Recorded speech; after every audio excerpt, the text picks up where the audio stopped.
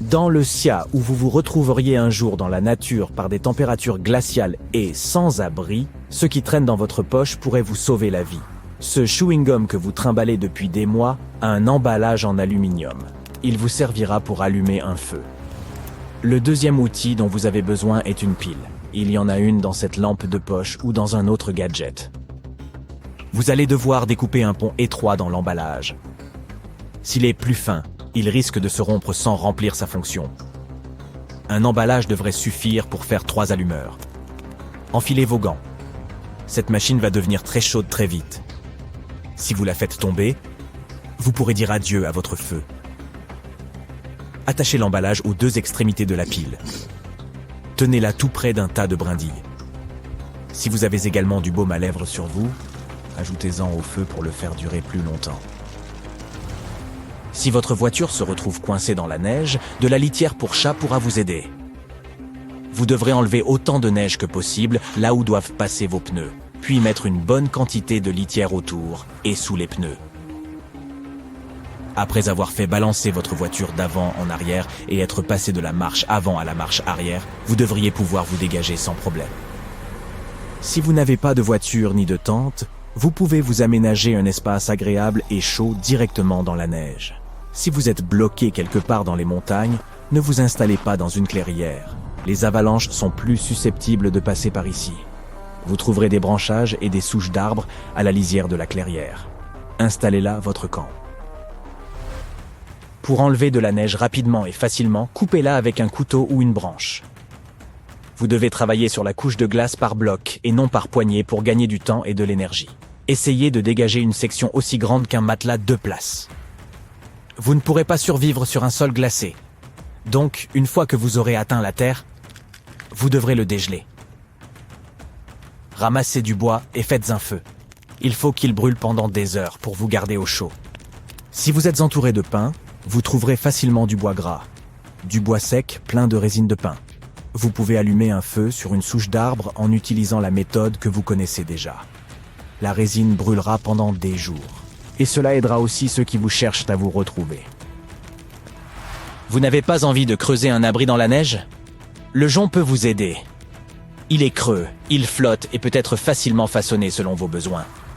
La neige le courbe, et vous pouvez construire votre nid humain à l'intérieur sans aucun outil. Une fois que vous avez façonné un tunnel, apportez de l'herbe sèche pour l'isoler. Prenez-en suffisamment pour construire des murs solides et épais. Ajoutez de l'herbe au toit et n'oubliez pas de fabriquer une porte et de laisser une ouverture pour ventiler votre abri. Percez de petits trous dans le plafond et dans la porte. Lorsque vous partez de chez vous pour une randonnée en hiver, ne mettez pas de vêtements en coton. Le coton retient beaucoup l'humidité et perd vite toutes ses propriétés isolantes. Donc, si vous transpirez ou si vous êtes mouillé, vous aurez encore plus froid avec du coton. Mettez plutôt plusieurs couches de vêtements synthétiques, avec une couche extérieure imperméable. Les sous-vêtements longs comptent aussi comme une couche. Choisissez des chaussettes en laine, elles retiendront l'humidité. Si vous n'en avez pas, mettez des chaussettes ordinaires et des sacs en plastique par-dessus. Même si ça vous tente vraiment, évitez de manger de la glace ou de la neige. Cela peut vous déshydrater car votre corps aura besoin de plus d'énergie pour faire fondre la neige que pour la consommer. Mettez de la neige ou de la glace dans une bouteille que vous placerez entre votre pull et la couche supérieure de vos vêtements. La chaleur de votre corps la transformera lentement en liquide.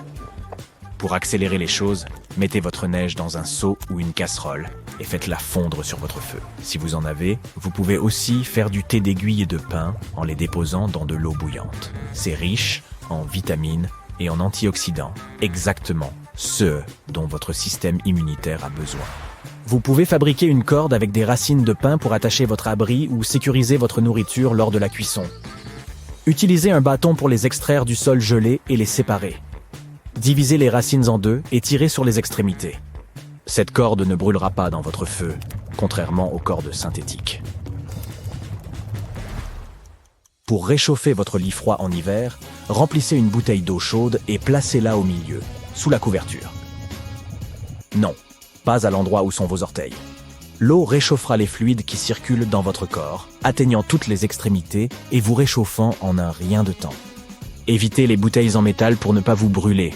Et n'oubliez pas de bien visser le couvercle pour ne pas vous réveiller mouillé. Vous pouvez également mettre votre bouteille dans votre pyjama avant de l'enfiler. Ce papier bulle que vous conservez chez vous depuis des mois à des fins anti-stress peut servir d'excellent matériau d'isolation. Vaporisez un peu d'eau sur votre fenêtre et appuyez le côté plat du papier bulle contre celle-ci. Il restera en place et empêchera la chaleur de s'échapper et votre facture d'électricité ne grimpera pas de manière disproportionnée. Si vous n'avez pas de papier bulle chez vous, demandez dans un magasin de meubles s'ils peuvent vous en donner gratuitement. Un tourbillon d'événements se produit actuellement dans le monde des smartphones. Samsung est en train de lancer sa dernière gamme de téléphones, qui seront équipés de nouvelles fonctions d'IA. La société promet que ces téléphones seront capables de traduire les langues pendant les appels, de rechercher des choses en les entourant dans une image, et même de vous aider à éditer vos photos avec des capacités similaires à Photoshop. Cela signifie principalement deux choses pour nous en tant que consommateurs. Nous nous préparons peut-être à dire adieu aux smartphones en général. Mais l'aspect positif, c'est que nous aurons l'opportunité d'expérimenter de nouvelles fonctions et améliorations sur nos téléphones. En 1994, le Motorola 888 était un véritable hit, mais il ne vous accordait que 15 minutes de temps de conversation par mois. Puis, Motorola a sorti le Razr V3, profilé, élégant et rempli de fonctionnalités comme l'envoi de messages et les jeux. En 2007, Apple a changé le monde en sortant le premier iPhone. Ce n'était pas seulement une mise à jour. Il a complètement révolutionné la façon dont nous voyons les téléphones en introduisant un écran tactile. Avant l'iPhone, la plupart des téléphones avaient des boutons ou même un clavier. Cela nous a également donné la boutique d'applications, facilité l'accès à Internet où que l'on soit, et proposé un excellent appareil photo intégré. Aujourd'hui, nous en sommes à l'iPhone 15 et nous vivons dans un monde où presque tout le monde a un smartphone. Près de 2 milliards de ces engins ont été vendus partout dans le monde l'an dernier, et près de 7 personnes sur 10 sur la planète en possèdent maintenant un. La nouvelle génération utilise des smartphones depuis sa plus tendre enfance. Elle ne sera donc pas très impressionnée par les nouvelles fonctions, et ne cherchera pas à acquérir systématiquement le tout dernier modèle. Certes, ces nouveaux téléphones sont plus rapides, plus réactifs et prennent d'excellentes photos. Mais si nous regardons de plus près, ils sont assez semblables en termes d'apparence et de fonctionnement. On a l'impression d'avoir atteint un seuil. C'est pourquoi les smartphones pourraient passer de mode dans un avenir proche. Le progrès avance constamment. Si les entreprises veulent continuer à s'enrichir, elles ont besoin de quelque chose de révolutionnaire. Maintenant, nous ne cherchons pas seulement des moyens de rendre nos écrans plus nets ou notre connexion plus rapide. Nous recherchons de grands changements fondamentaux dans la façon dont nous utilisons la technologie au quotidien. Nous avons deux options, continuer d'améliorer les téléphones actuels ou introduire quelque chose de complètement nouveau sur le marché. Il y a quelques idées folles. Certaines séries télé nous ont déjà montré des téléphones futuristes transparents avec des affichages holographiques. Mais c'est plus un concept de science-fiction qu'une véritable tendance. La priorité la plus pressante serait d'améliorer la durée de vie de nos batteries. Sur ce plan, les batteries au graphène semblent prometteuses. Elles pourraient faire durer votre téléphone toute une semaine avec une seule recharge. Le graphène est composé d'une couche extrêmement mince d'atomes de carbone disposés en un motif unique, semblable aux alvéoles d'une ruche. Cette structure donne au graphène des propriétés incroyables. Il conduit très bien l'électricité et la chaleur. Il est super flexible et résistant et il est incroyablement léger. Il peut ainsi être utilisé pour fabriquer des batteries suralimentées. Elles peuvent stocker et libérer de l'énergie très rapidement, ce qui signifie que vos appareils peuvent se charger en un éclair. Les entreprises travaillent déjà sur ces batteries, mais le principal problème est de déterminer comment les fabriquer en série sans dépenser trop d'argent dans leur production. Les caméras de nos téléphones ont connu une grande amélioration. Nous avons maintenant un zoom de 100K et pouvons prendre des photos de la Lune avec une qualité presque comparable à celle d'un télescope. Cependant, il reste encore beaucoup de travail à faire sur les caméras frontales et le traitement des images avec l'intelligence artificielle. Les années 2010 auront été l'ère du selfie. Nous avons introduit les caméras frontales sur le marché, et soudain, les smartphones n'étaient plus seulement utilisés pour prendre des photos du monde autour de nous. Ils servaient également à nous saisir nous-mêmes dans l'instant. Eh bien, les années 2020 pourraient bien devenir l'ère de l'image artificielle. Il y a quelques années, l'IA et l'apprentissage automatique ont fait leur entrée dans nos smartphones.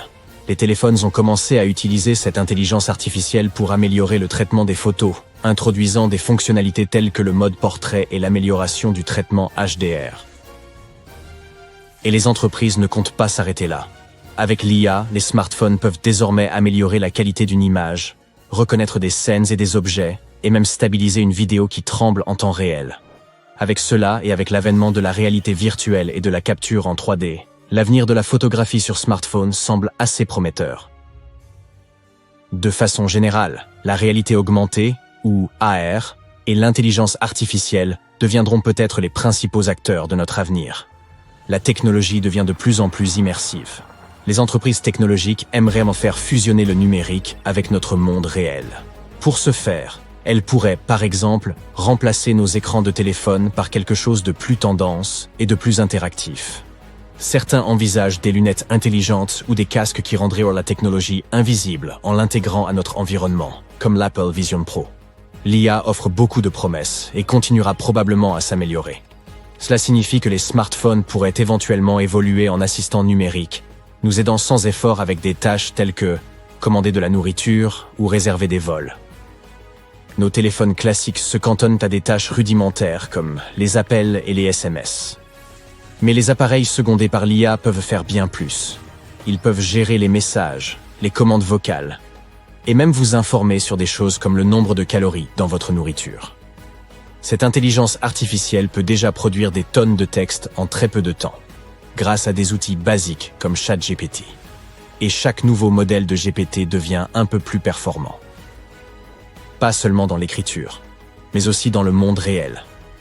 L'IA s'améliore et à l'avenir, elle sera capable d'accomplir beaucoup de choses, comme corriger vos poses de yoga avec une webcam, ou aider les avocats à examiner des contrats plus rapidement. Cela peut sembler effrayant, mais les concepteurs de l'intelligence artificielle affirment que, bien que ces préoccupations soient légitimes, nous ne devrions pas être terrifiés par leur invention.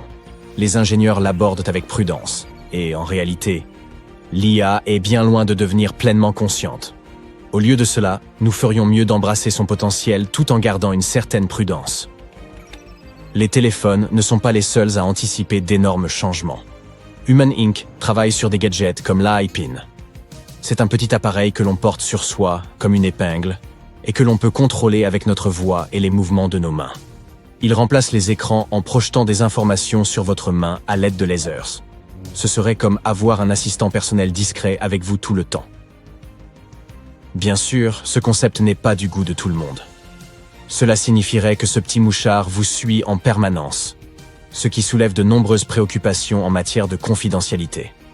Les concepteurs tentent de résoudre ce problème en faisant en sorte que l'appareil n'écoute que lorsque vous le souhaitez et dispose de capteurs sécurisés pour protéger vos informations. Mais cela nécessite encore beaucoup de travail. Une autre chose qui semble prometteuse est l'interface neuronale directe, ou IND. Les IND agissent comme des ponts entre nos cerveaux et le monde extérieur. Elles captent les signaux émis par nos cerveaux à l'aide d'électrodes, lesquels sont de minuscules capteurs qui envoient ces signaux à un ordinateur. Ensuite, l'ordinateur transforme ces signaux en commandes d'action. Cela pourrait aider quelqu'un à bouger une main prosthétique, ou même à contrôler un smartphone. Les IND sont principalement utilisés pour deux choses, aider les gens souffrant de handicap et rendre la vie quotidienne plus facile. Dans les milieux médicaux, ces interfaces cerveau-ordinateur peuvent aider les personnes qui ont des difficultés à communiquer ou à bouger, comme les personnes atteintes de maladies de Charcot, par exemple. Dans la vie quotidienne, les IND peuvent nous aider à mieux nous concentrer pendant la conduite, améliorer l'apprentissage ou contrôler les appareils avec notre pensée au lieu de nos mains. Mais faire fonctionner parfaitement les IND n'est pas chose facile. Un grand défi est de s'assurer que les électrodes qui captent les signaux cérébraux sont sûres et durables. Certaines durent des années, mais d'autres se dégradent rapidement. Un autre défi est de rendre les IND sans fil. Actuellement, elles ont besoin de câbles pour se connecter aux ordinateurs, ce qui peut être encombrant et un facteur d'infection. Les chercheurs travaillent à découvrir de meilleurs matériaux qui résoudraient tous ces problèmes. Et, bien sûr, il y a un problème de conception. Porter une casquette avec des câbles qui dépassent en public serait un peu ridicule. Nous devons donc aussi trouver comment rendre les interfaces cerveau-ordinateur plus discrètes. Peut-être pourrions-nous les intégrer à des lunettes ou à des écouteurs. De plus, l'IND et l'utilisateur ont tous les deux besoin d'apprendre l'un de l'autre. L'IND apprend à comprendre les signaux du cerveau, tandis que l'utilisateur apprend à contrôler l'IND. C'est un processus d'apprentissage continu qui nécessitera beaucoup de réglages délicats. Malgré tous ces progrès, un débat persiste pour savoir si nous avons atteint un pic de distraction. Beaucoup de jeunes montrent des niveaux de concentration de plus en plus faibles en raison de toutes ces technologies modernes. De nombreux experts soutiennent que nous devrions consacrer moins de temps à nos écrans et davantage au contact humain. Les lunettes intelligentes pourraient offrir un entre-deux. Elles permettent la distraction tout en intégrant la technologie dans notre vie quotidienne. Seul le temps nous dira si nous préférons privilégier le lien humain à cette commodité technologique.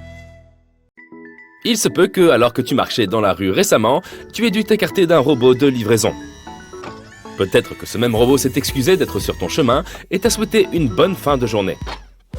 Ou alors, il est aussi fort probable que tu aies commandé un colis sur Internet et qu'il t'ait été livré par un drone. Il y a une dizaine d'années, ces choses auraient semblé inimaginables. Mais certains d'entre nous vivons déjà ces situations. Et on peut dire qu'elles deviennent de plus en plus naturelles à chaque seconde. Voici donc une liste de plusieurs genres de technologies révolutionnaires. Je parie que tu vas devoir y regarder à deux fois pour vérifier s'ils sont réels ou non. Des robots. À l'époque, les robots que nous imaginions ressemblaient à R2-D2 de Star Wars, n'est-ce pas? Mais aujourd'hui, nous assistons à une véritable robotisation de la vie quotidienne. Si tu as les moyens, tu peux acheter un réfrigérateur qui fait ta liste de courses à ta place et qui peut même chercher des recettes pour ton prochain dîner.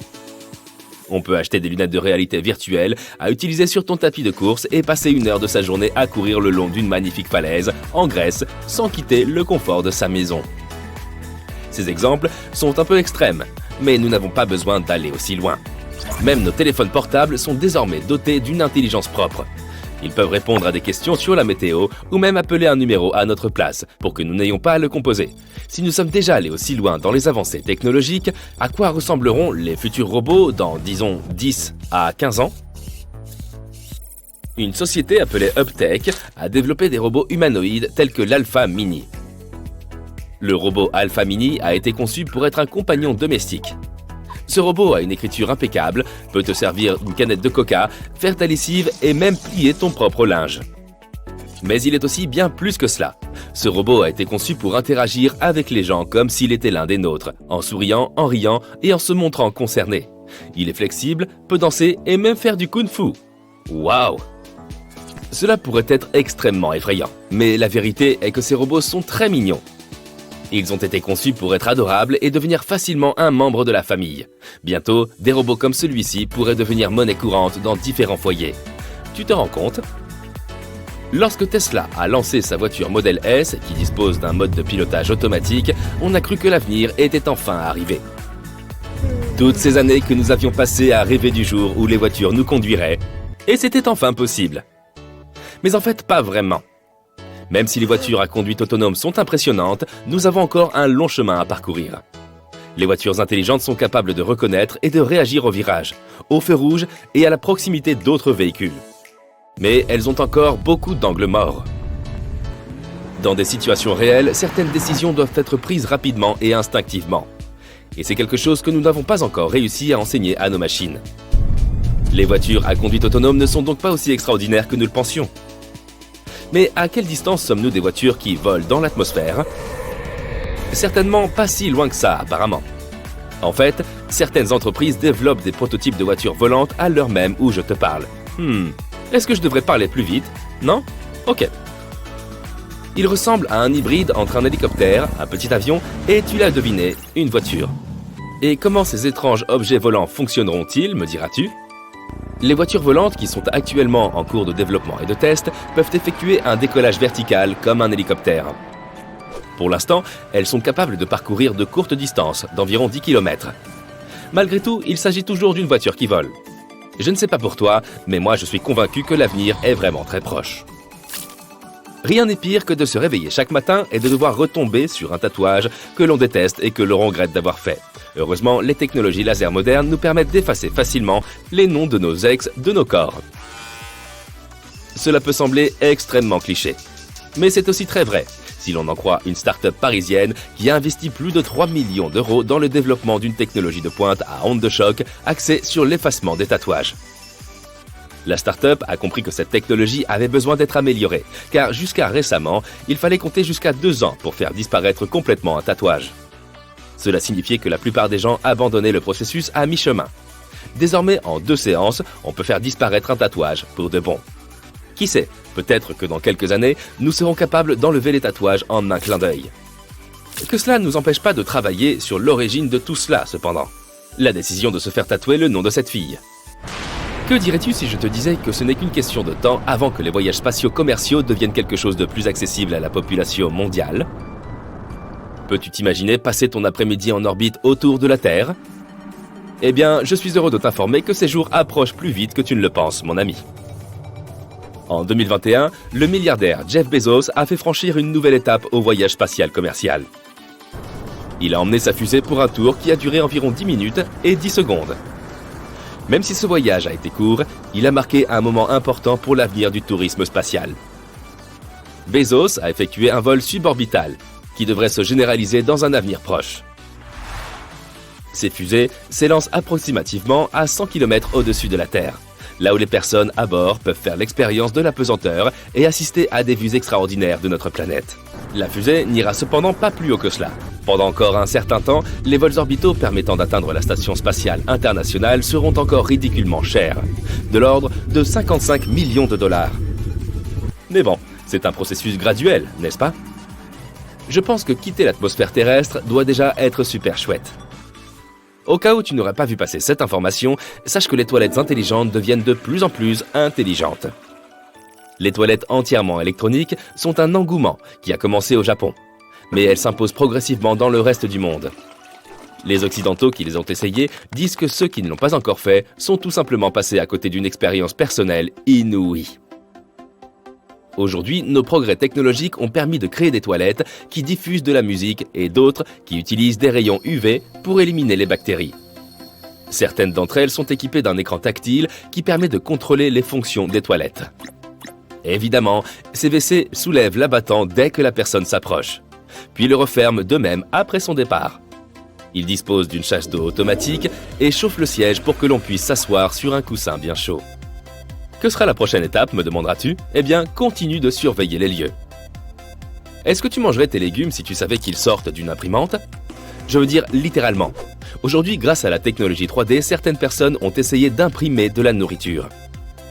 Pour qu'un aliment puisse être fabriqué à l'aide d'une telle imprimante, il faut utiliser une pâte molle, qui va être pressée par les buses de la machine. L'objectif de l'impression des aliments est principalement lié à leur présentation. Par exemple, en dessinant des formes géométriques complexes sur des biscuits imprimés et en faisant de ton plat une œuvre d'art moderne.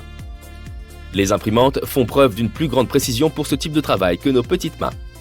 Tu as peut-être déjà entendu parler de panneaux solaires, mais certainement pas de cette façon. Disons que la technologie a progressé au point de transformer les panneaux solaires en minuscules cellules de films solaires. Si je devais résumer, je dirais que ces panneaux solaires ressemblent à des pellicules d'appareils photo d'antan. La différence est qu'il s'agit de générateurs d'énergie très efficaces. Ces cellules de films solaires sont photovoltaïques et peuvent produire de l'énergie solaire à un coût bien moindre et avec une efficacité supérieure à celle des panneaux que nous utilisons actuellement. Certains disent que c'est l'énergie solaire 3.0. Très bientôt, ces cellules seront utilisées non seulement pour charger les téléphones, mais aussi pour alimenter des bâtiments entiers, voire des villes. Elles occupent très peu d'espace et absorbent la lumière du soleil de manière extrêmement efficace. Des inventions comme celle-ci rendent l'avenir prometteur, tu ne trouves pas ?